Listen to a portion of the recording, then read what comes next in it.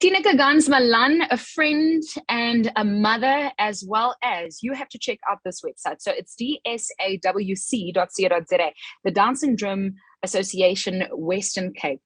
Thank you for joining us on Baby Brunch and for being part of creating awareness about our children and about humans in general.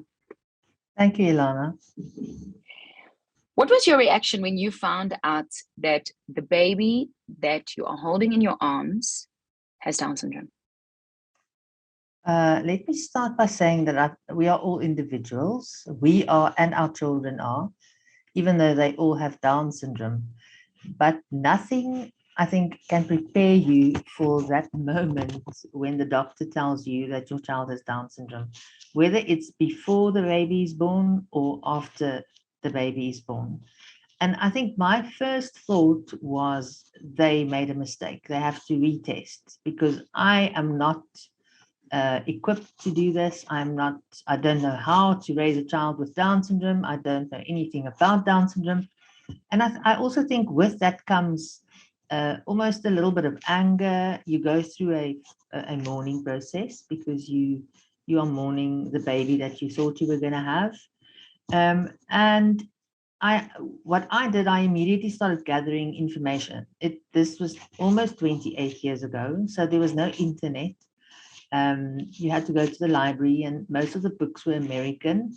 But I got some information, and what also helped tremendously was while I was in hospital, the two people from the association, the Down Syndrome Association, came to visit me. They were called by the doctor, and that it was just you feel very helpless when this, the doctor says your child has Down syndrome, or I think with any disability, probably you would feel very helpless. And suddenly there was something that could be done. I realized, I looked at these people and I thought, if they can do it, then I can probably do it as well. So there was a little bit of hope raised in that moment. And I think that's also where my journey began with other parents assisting me, learning from people who've gone before me. And I think that's why I work at the association as well, because I can now give back to other parents and just help them along the way. And I think it also helps to know that you're not alone in this. There's other people who are, I mean, we've all heard the same boat scenario now in the last 2 years, but I mean, it really helps if there's somebody there that you can understand. And I think just a word to the medical professionals, a lot of the time on our website they can see there's a specific way to convey the news. And a lot of the time over the years that I've worked with parents, that what they carry with them is not the fact that the baby has Down syndrome, that they overcome, they live with it, but it's how the news was conveyed. A lot of the time It's done in a very sad, derogatory way, and that's the scar that's actually left. It's interesting that you said how the news was broken. I mean, I'm a mom of a prem baby, and I'll never forget, my Ghani I think she's a superwoman. And when Annabelle came, she said to me, she's going to need some TLC. And I realized, okay, you're going to have to do a little bit of work. She's great and fantastic now, but I hear what you say with we carry other scars with us if the news isn't broken to us. And again, if you're watching this from someone else, dsawc.co.za, please check out that website and also advise it to people far and wide. We want people to be educated. Speaking of which, they talk about a people first language. What is referred to when it's referred to people first language? We, as an association, and I think it's worldwide, prefer and would like other people to refer to people with Down syndrome first as people. They are a brother, a sister, a child, a boyfriend. They are family members first. They belong, they're people first. So we talk about a baby with Down syndrome, a child with Down syndrome, not a Down syndrome baby. So we don't put the disability first, we put the person first.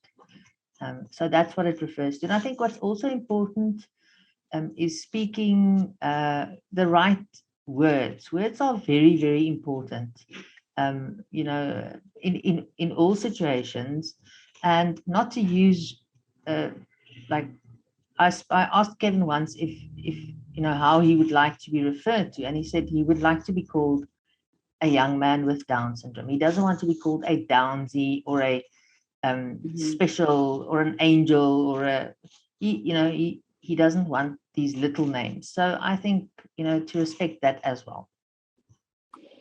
It's wonderful that you can have these conversations with your son, and immediately I think of the work that we've done on our Baby Brunch platform, in our inclusivity podcast, and how we speak to people who are differently abled, and what we would like, and how we can communicate with people and just ask them what they would like in a situation.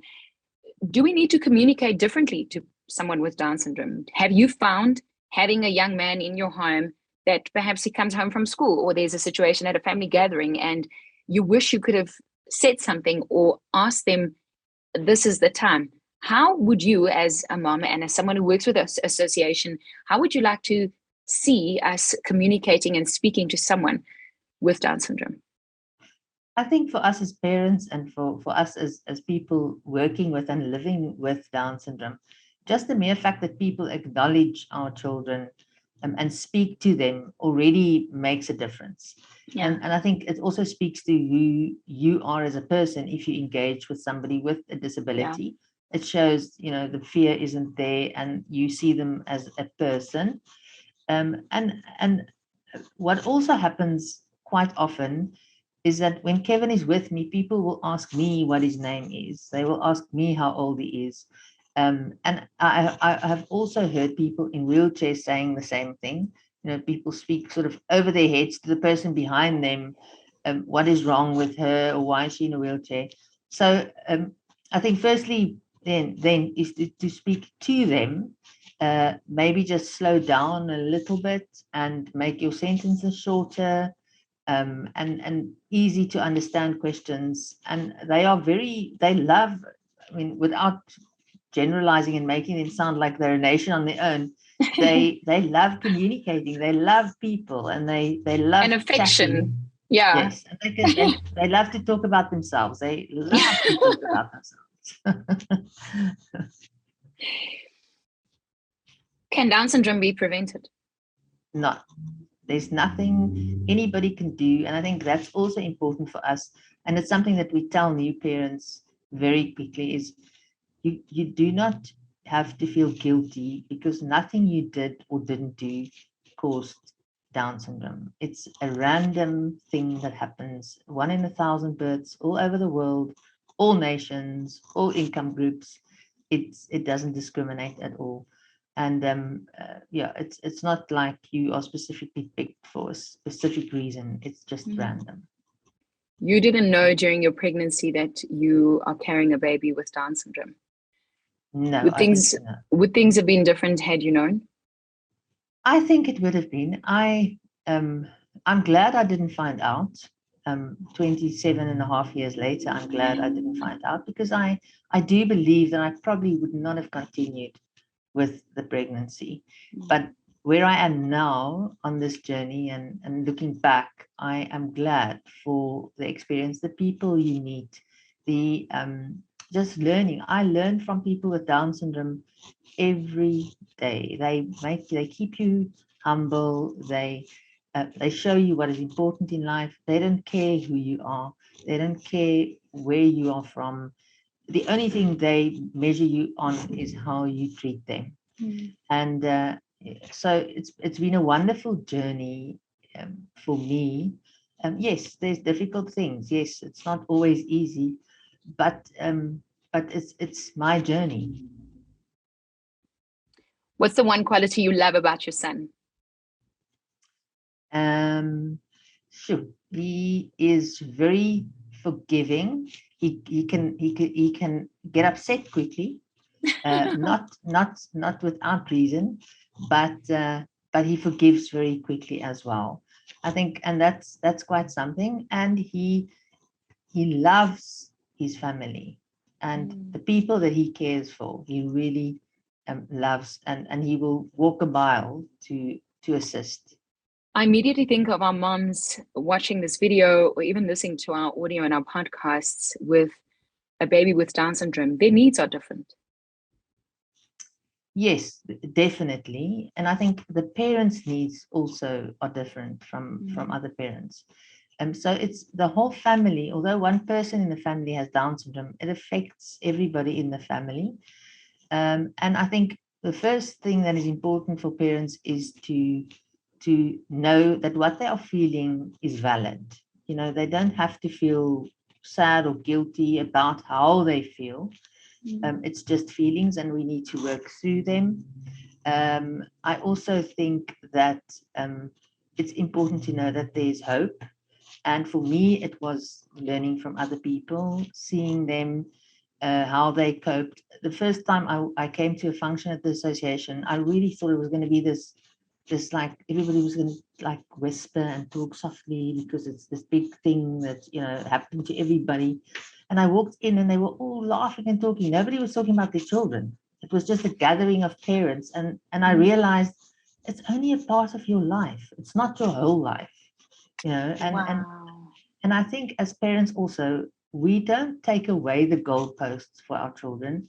We just move them slightly. We just bring them closer, a little bit closer. And yes, their needs are different. The wonderful thing is they don't need all the things at the same time. You grow with it. So it's not like they, yes, we do tend to worry what's going to happen to my child when I'm not there anymore. But that's in the future, and you try as best as you can. You plan as best as you can, but it's something that grows with you, and your child grows with you. But we have to make that path. It's not the mainstream path that other parents follow. Thank you so much, Tineke. Well, find support, find your closest organization in your area, and just know that you are not alone. dsawc.co.za. Tineke, thank you. Thank you, Ilana, for the opportunity.